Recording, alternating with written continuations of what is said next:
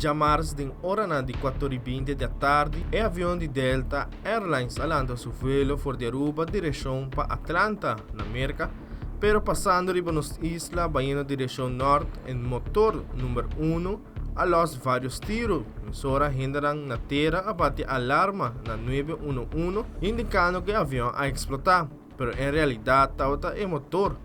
O capitão a contactar torre de viagem e a informar da situação. No mesmo momento, o capitão quer dar alguma volta para o voo de Aruba. Total de 175 pessoas a bordo do voo aqui. Para 5h10 da tarde, o avião de Delta logra de aterrissar sem nenhum problema. E aqui, bombeiro não chega cerca do avião para que stand-by para qualquer situação.